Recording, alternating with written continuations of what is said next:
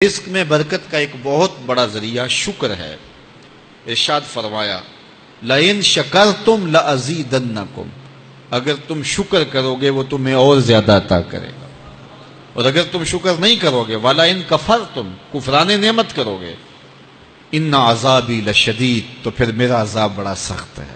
رزق کے اضافے کا ایک اور بہت بڑا سبب انفاق فی سبیل اللہ ہے۔ اللہ فرماتا ہے جو تم خرچ کرتے ہو تو جو چیز تم نے نکال دی اس کی جگہ اللہ تمہیں اور عطا کر دیتا ہے۔ بعض کا ہمارا یہ ہوتا ہے کہ کوئی آدمی مالی بحران میں آ گیا تو وہ کرتا کیا ہے کہ جو راہ خدا میں دینے کا کھاتا تھا پہلے اسے کلوز کرتا ہے، یہ فلاں مدرسے کو دیتے ہو یہ بھی بند کر دو، یہ مسجد کو دیتے ہو یہ بھی بند کر دو، یہ فلاں غریب کو دیتے ہو یہ بھی بند کرو، حالات ٹائٹ ہو گئے ہیں۔ لیکن 5 گاڑیاں ہیں تو 2 گاڑیوں پہ گزارا کر لیا جائے، پیٹرول بچے، یہ نہیں ہو سکتا۔ گھر کے لچھن وہی ہیں، لیکن بند کہاں سے کیا؟ جہاں سے رزق آنا تھا۔ ہمیں تو یہ حکم دیا ہے جب رزق تنگ ہونے لگے صدقہ دے کے رب سے کاروبار کر لو، صدقے سے تمہارے رزق میں اضافہ ہوگا۔ یہ رب کا وعدہ ہے اور اللہ کے وعدے جھوٹے نہیں ہو سکتے۔ رزق کی برکت کا ایک اور بہت بڑا ذریعہ النکاح ہے۔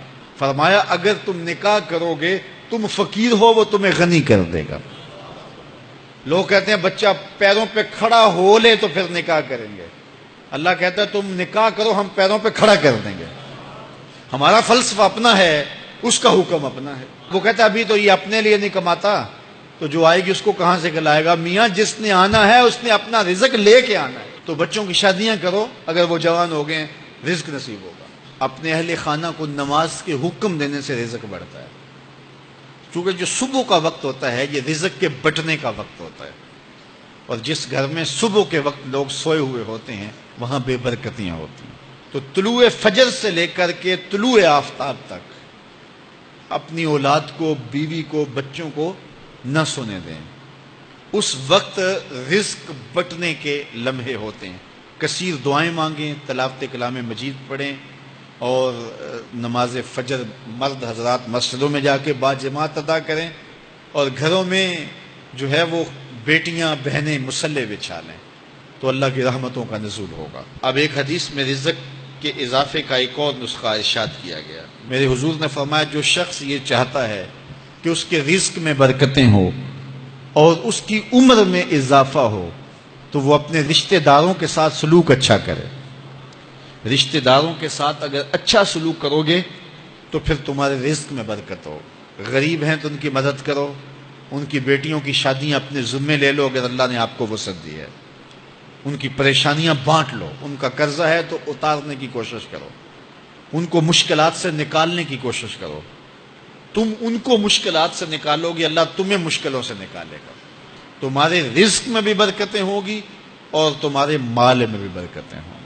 فرمایا بہتر صدقہ وہ ہے جو ناراض غریب رشتہ دار کو دیا جائے۔ اگر وہ پھنس گیا ہے، مجبور ہے، ناراض ہے، تو اس کو اگر دیں گے تمہارا نفس اس میں شامل نہیں ہوگا، تو یہ افضل صدقہ ہے جو ہر صورت میں قبول ہی قبول ہے۔ رزق کے اضافے کا ایک اور سبب الاحسان الی الضعفاء، جو کمزور لوگ ہیں ان کے ساتھ اس نے سلوک کرنا۔ الانفاق علی طلبۃ العلم، طالب علموں پہ خرچ کرنا، یہ بھی رزق میں اضافے کا سبب اور ذریعہ ہے۔ وہ حضرت بابا فرید نے کہا نا 6واں رکن دین کا روٹی ہے۔ گھر میں کچھ نہ ہو تو پھر نہ نماز اور نہ ہی دیگر امور کی لذت آتی ہے، تو یہ رزق فراواں اور وسیع اور مبارک نصیب کر دے اللہ۔ تو اس کے لیے ایک اور وظیفہ میں دیتا ہوں، اور وہ یہ کہ مغرب کے بعد 21 مرتبہ سورۃ الکوثر پڑھ لیں، کثرت ہو جائے گی انشاءاللہ۔ اول خدوشی پڑھ لیں، 5-7 منٹ لگتے ہوں گے، تو سورہ کوثر 21 مرتبہ روزانہ مغرب کی نماز کے بعد پڑھیں، اور اگر بہت زیادہ مسائل ہیں تو ہر نماز کے بعد پڑھ لیں، تو انشاءاللہ آپ دیکھیں گے کہ گھر میں برکتیں اترتی محسوس ہوں گی، انوار کا نزول ہوتے محسوس کریں گے۔ تو یہ وہ رزق کے اسباب ہیں، اگر ہم اختیار کر لیں تو ہم اللہ کی خاص رحمتوں کے حقدار ہوں گے۔ اللہ ہم سب کو رزق حلال، رزق وسیع، رزق سہل، رزق مبارک، رزق فراواں نصیب فرمائے۔